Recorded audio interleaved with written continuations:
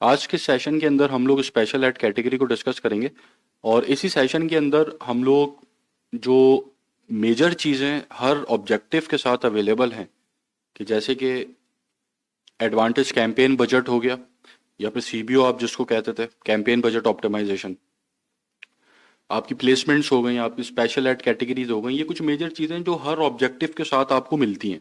हम इन मोटी मोटी तमाम चीज़ों को डिस्कस कर लेंगे। उसके बाद हम फिर मूव ऑन हो जाएंगे सेशन 5 के ऊपर, जहाँ पर हम इवेंट्स मैनेजर को डिस्कस करेंगे और फिर जो पिक्सल इंटीग्रेशन है, कन्वर्जन एपीआई, वो सारी चीज़ें परफॉर्म करेंगे। तो आज हम डिस्कस कर रहे हैं स्पेशल एड कैटेगरी को। स्पेशल एड कैटेगरी को समझाने से पहले मैं आपको एक कॉन्सेप्ट समझाना चाहता हूँ, concept of manipulation.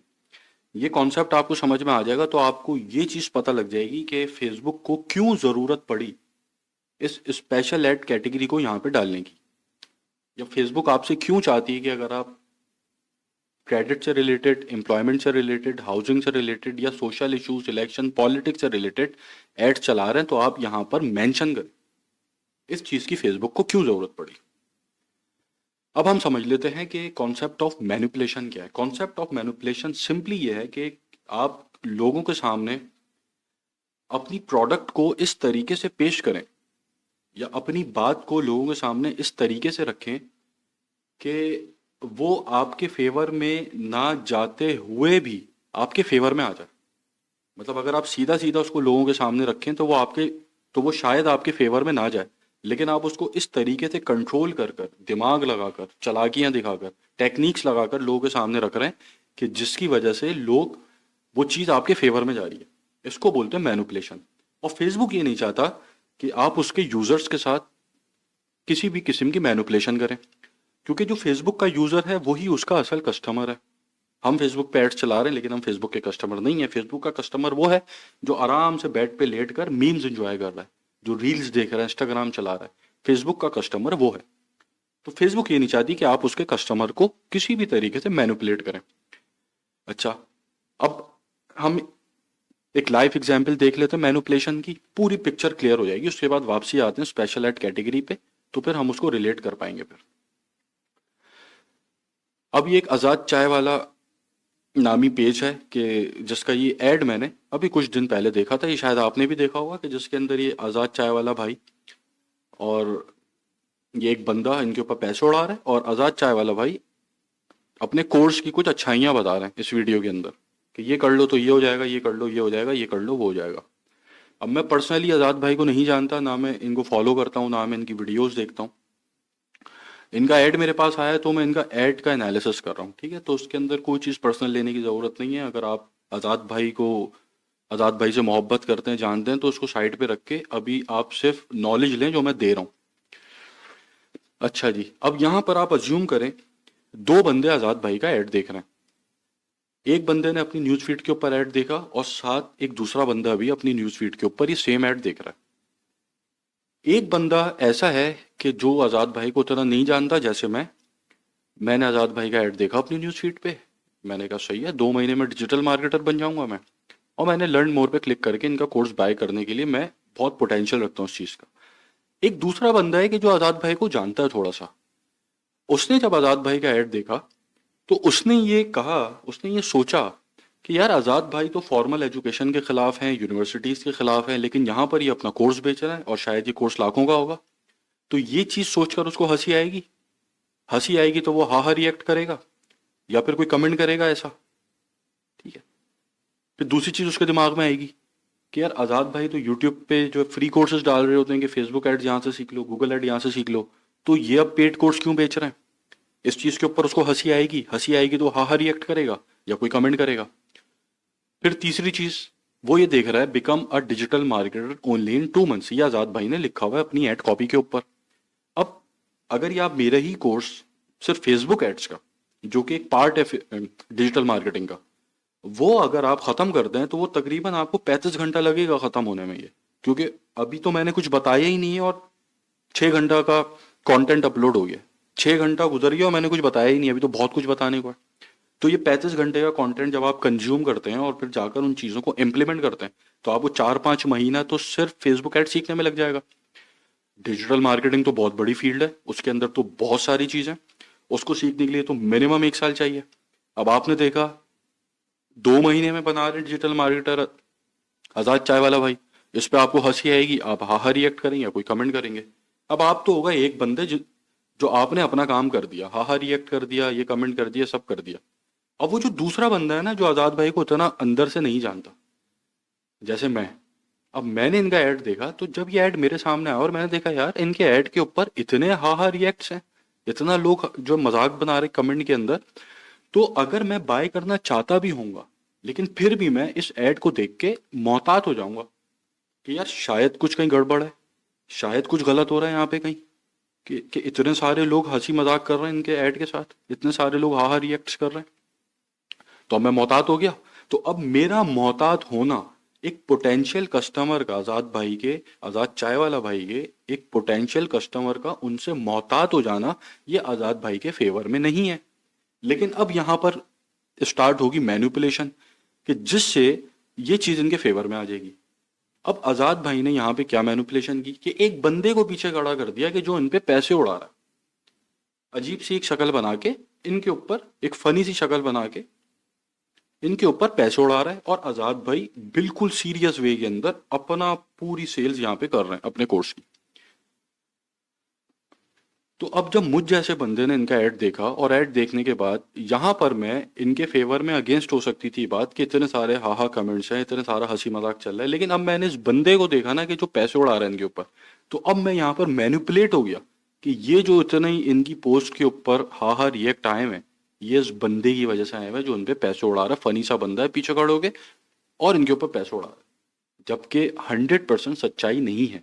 80% haha react जो हैं वो उस पहले वाले बंदे की तरफ से आए हैं, कि जो सारे कॉन्सेप्ट उसको पता है, सारे कंसेप्शंस आजाद भाई को लेके उसके दिमाग में, उसने हाहा रिएक्ट किया है उन वजूहात से, ठीक है। लेकिन आजाद भाई ने इस बंदे को साथ खड़ा किया जिसने चीज को मैनिपुलेट कर।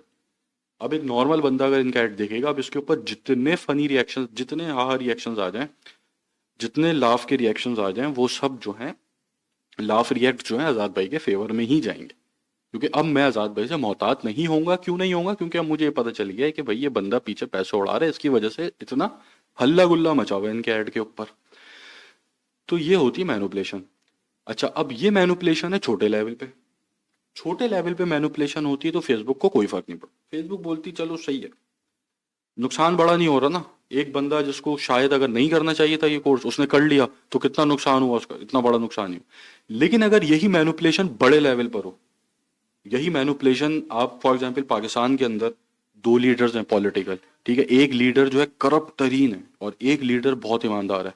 अब आप जो करप्ट तरीन लीडर है उसके लिए ऐड चला के उसको इस तरीके से मैनिपुलेट कर रहे हैं कि उसकी करप्शन ईमानदारी में बदल ली है, या जो ईमानदार लीडर है उसको आप इस तरीके से मैनिपुलेट कर रहे हैं कि उसकी ईमानदारी करप्शन में बदल रही है, ठीक है।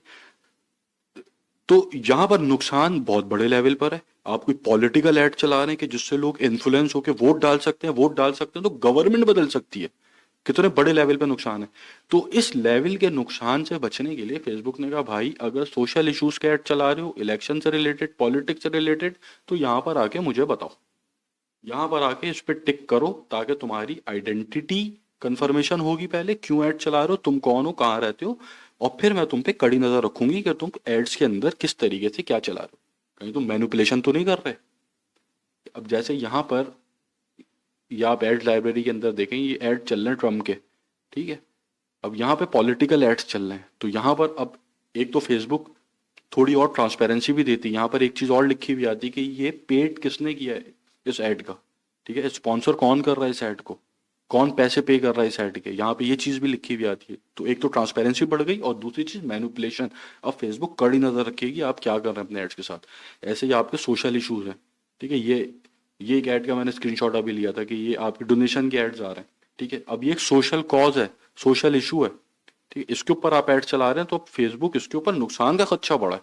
तो इसलिए अब फेसबुक आपको कहती है भाई यहाँ पर आके स्पेशल कैटेगरी सेलेक्ट करो, ताकि मैं तुम पे कड़ी नजर रखूं। तो ये तो हो गई मैनिपुलेशन। अब